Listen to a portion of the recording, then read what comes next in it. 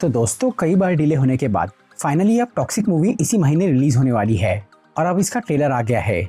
जहां पिछले टीजर से हमें इसकी कहानी कुछ समझ में नहीं आई थी, वहीं अब इस लंबे से ट्रेलर को देखकर हमें फिल्म के बारे में काफी कुछ पता चल गया है। चाहे वो मूवी की बेसिक स्टोरी हो, यश का डबल रोल हो या फिर इतनी सारी एक्ट्रेसेस का यहाँ क्या काम है, ये सब अब क्लियर हो चुका है। आज मैं टॉक्सिक मूवी के ट्रेलर का ब्रेकडाउन करूंगा और बताऊंगा आपको इस मूवी की इंपॉर्टेंट डिटेल्स। तो आइए देखते हैं।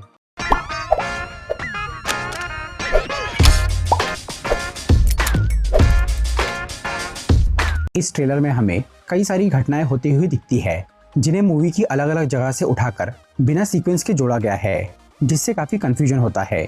लेकिन अगर टीजर और ट्रेलर के इन सभी सीन्स को प्रॉपर्ली अरेंज किया जाए तो हम फिल्म की स्टोरी का अंदाजा लगा सकते हैं। पर उससे भी पहले मैं मूवी के बेसिक सेटअप की बात करना चाहूंगा। इस फिल्म में 1940 से 1970 का दौर दिखाया गया है और ये स्टोरी है इंडियन स्टेट गोवा की, जहां टूरिज्म की आड़ में काफी ज्यादा ड्रग ट्रैफिकिंग और स्मगलिंग होती है। मूवी का मेन कैरेक्टर है यश यानी राया, जो कि इस ड्रग अंडरवर्ल्ड का बहुत बड़ा खिलाड़ी है, और उसकी पार्टनर है एक्ट्रेस नयनतारा यानी गंगा, जो कि शायद राया की बड़ी बहन है, जिनकी कहानी यहाँ बचपन से शुरू होती है, जिसके ट्रेलर में कुछ सीन्स मौजूद है। ये दो छोटे लड़का लड़की असल में राया और गंगा है, क्योंकि इस बच्चे की शक्ल नयनतारा से बिल्कुल मैच कर रही है। और यहाँ इन दोनों बच्चों के हाल से ये साफ समझ में आ रहा है कि वो दोनों काफी गरीबी में जी रहे हैं और उन्हें पैसों की बहुत जरूरत है, जिसके लिए वो कुछ भी कर सकते हैं। इसलिए यहाँ ये लड़का यानी राया एक अमीर आदमी की कब्र खोद के उसकी लाश पर से सोने की चेन और अंगूठी चुरा रहा है, जिसे वो गंगा को दे रहा है। इससे ये भी समझ में आता है कि राया अपनी बहन की हर बात मानता है। इसलिए फिर बड़े होने के बाद यहाँ गंगा अपने भाई को इस शहर पर राज करने बोल रही है, जिसके लिए वो दोनों ही काफी मेहनत करते हैं और इस ड्रग ट्रैफिकिंग के धंधे में उतर जाते हैं, जिसके लिए शायद उन्होंने पोर्तुगीज गैंगस्टर्स का सहारा लिया है, क्योंकि गोवा में सन 1510 से लेकर 1961 तक पोर्तुगाल के लोगों का राज था। इसलिए हमें इस फिल्म में पोर्तुगीज रूल जरूर देखने मिलेगा, क्योंकि यहाँ उसी टाइम की स्टोरी दिखाई जा रही है। मूवी में यहाँ जो भी फॉरेनर्स दिख रहे हैं वो सब शायद पोर्तुगाल के लोग ही है, जिनसे पहले राया और गंगा की दोस्ती होगी और फिर दुश्मनी। इस फिल्म के एक सॉन्ग में हमें यश और नयनतारा जिन फॉरेनर्स के साथ मीटिंग और डिनर करते हुए दिख रहे हैं, ट्रेलर में उन्हीं लोगों से उनकी लड़ाई चल रही है, जिसका रीजन है पैसे और पावर का लालच। मतलब राया और गंगा इन गैंगस्टर्स के जरिए ड्रग्स के बिजनेस में आए होंगे, लेकिन अब वो उन्हें हटाकर उनकी ही जगह लेना चाह रहे हैं, जिसके कुछ सीन्स हम ट्रेलर में देख सकते हैं। यहाँ राया की गैंग के आदमी कई फॉरेनर्स को मारते हुए दिख रहे हैं, और शायद उसी वजह से ये बूढ़ा फॉरेनर आदमी, जो कि पहले उनका पार्टनर था, अब गंगा और राया को यहाँ पीट रहा है, जो कि उस कब्रिस्तान वाली फाइट के आगे का ही सीन है, जिसे हम पिछले टीजर्स में देख चुके हैं। फिलहाल यहाँ गंगा और राया काफी कमजोर हालत में दिख रहे हैं, लेकिन फिर भी वो यहाँ से बच जाएंगे और अपने सभी दुश्मनों को खत्म करके पूरे गोवा पर राज करेंगे।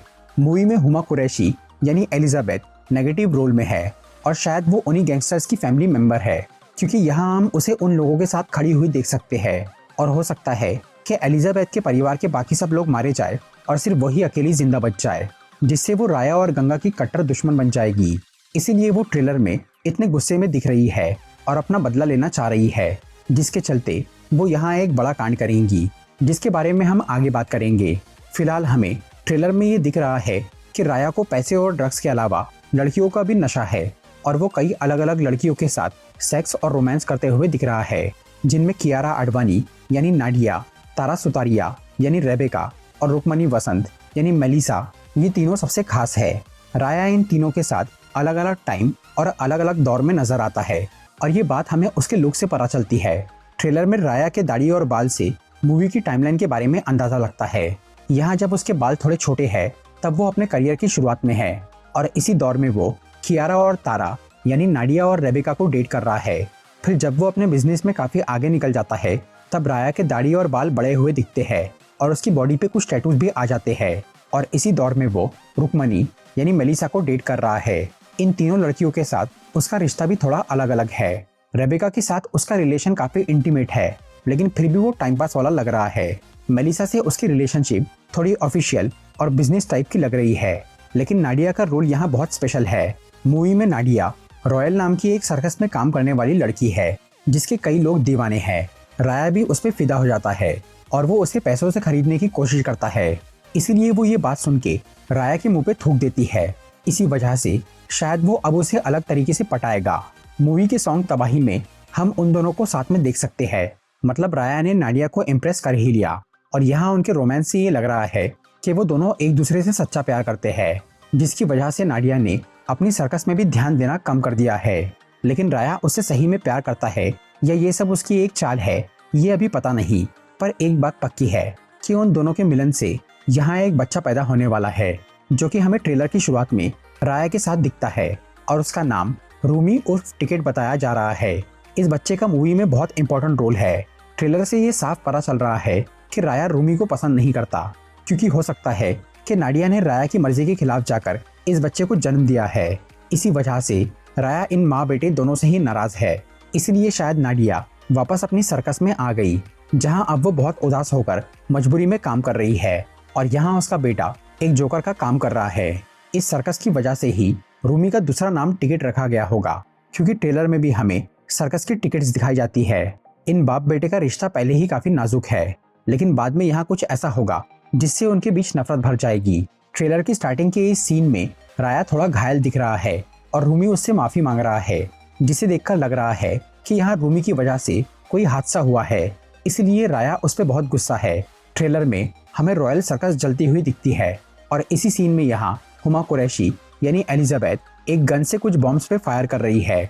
उसी की वजह से यहाँ इस सर्कस में आग लगी है, जिसे रोकने का मौका शायद रूमी के पास था, लेकिन उसने उस वक्त राया की बात नहीं मानी और हो सकता है कि उस हादसे में नाडिया मर गई। इसलिए राया अपने बेटे से नफरत करने लग गया और उसने रूमी को छोड़ दिया, जिसके बाद शायद राया अपने काम में बिजी हो जाएगा और इस बच्चे को भूल जाएगा। इस तरह से कई साल बीत जाएंगे। फिर ट्रेलर के कई सीन्स में हमें राया बड़े बाल और दाढ़ी के साथ दिखता है, जहां उसकी हरकतें और आंखें देखकर लग रहा है कि उसे नशे की बुरी लत लग गई है। यहाँ वो एक गिरी हुई बोतल से शराब पी रहा है और यहाँ सिगरेट पीते पीते खास रहा है। इस नशे में राया तोड़फोड़ और लोगों से मारपीट भी कर रहा है, जिसकी वजह से उनके धंधे पे भी बुरा असर हुआ होगा। इसलिए गंगा उससे नाराज है और इस सब के बीच में एलिजाबेथ जोर जोर से हंसते हुए दिख रही है। शायद राया को बर्बाद करने में कहीं ना कहीं उसका ही हाथ है। हो सकता है कि ये सारी घटनाएं नाडिया के मरने से ही शुरू हुई, जिसकी वजह से राया धीरे धीरे बर्बाद होने लग गया। इसलिए एलिजाबेथ यहाँ इतनी खुश है, क्योंकि नाडिया की मौत के लिए वही जिम्मेदार है। एलिजाबेथ तो राया की दुश्मन है ही, लेकिन राया अपनी हरकतों से बाकी लड़कियों को भी अपना दुश्मन बना लेगा, जैसे गंगा, नाडिया, रेबेका और मेलिसा। ये सभी ट्रेलर में उससे नाराज दिख रहे हैं।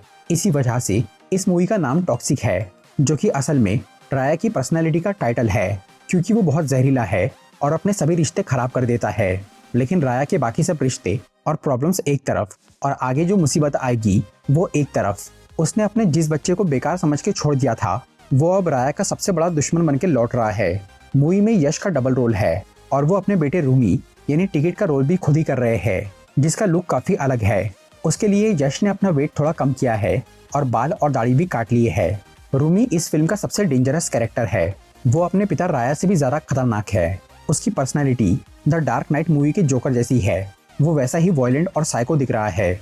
यहाँ तक कि उसके गाल पे द डार्क नाइट के जोकर जैसा ही निशान है, जो कि शायद खुद रूमी ने ही अपना गाल काट के बनाया होगा। और जैसा कि अक्सर जोकर का काम करने वाले लोग थोड़े पागल हो जाते हैं, वैसा ही कुछ यहाँ रूमी के साथ भी हुआ है, क्योंकि वो भी बचपन में रॉयल सर्कस में जोकर का काम करता था। ऊपर से उसका अपने पिता के साथ कॉम्प्लेक्स रिश्ता और बचपन के मुश्किल हालात, इससे रूमी का दिमाग खिसक गया है और वो अब अपने पिता से बदला लेना चाहता है। ट्रेलर में हमें रूमी कुछ चाइनीज या जापानीज लोगों के साथ नजर आता है, जिनमें से कुछ लोग उसके साथ है और वो बाकियों से लड़ता हुआ दिख रहा है। इस मूवी के टीजर में भी हमें चाइना या जापान का एक फेस्टिवल दिखा था, जहां राया एंटर कर रहा था, शायद बिजनेस की वजह से। तो हो सकता है कि राया की उन लोगों से दुश्मनी हो जाएगी और अब रूमी इस बात का फायदा उठा रहा है। वो अपने बाप के दुश्मनों से मिलके उससे बदला लेना चाह रहा है। ट्रेलर के एंड में हमें राया और रूमी एक बर्फीली पहाड़ी पे लड़ते हुए दिखते हैं, जहां राया के ऊपर कई सारे निंजा टाइप के लोग भी हमला कर रहे हैं, जो कि शायद रूमी के साथ है। फिलहाल यहाँ राया थोड़ा बूढ़ा दिख रहा है, लेकिन फिर भी वो अकेला ही इतने सारे लोगों से निपट रहा है और उसकी बराबरी करने वाला यहाँ सिर्फ एक ही है, जो कि राया का ही बेटा है और वो अपने बाप पे काफी भारी पड़ रहा है। तो अभी तो हमें ट्रेलर से इतना ही पता चला है, लेकिन हो सकता है कि मूवी की स्टोरी इससे काफी अलग हो। तो दोस्तों, ये था एक ट्रेलर ब्रेकडाउन वीडियो और टॉक्सिक मूवी के बारे में कुछ इन्फॉर्मेशन। अगर आपको ये वीडियो अच्छी लगी हो तो इसे लाइक और शेयर ज़रूर करिए। और ऐसी ही इंटरेस्टिंग वीडियोस देखने के लिए सब्सक्राइब कीजिए हमारा चैनल और इस बेल आइकन को दबाइए ताकि आपको हमारी वीडियोस सही टाइम पर मिल सके।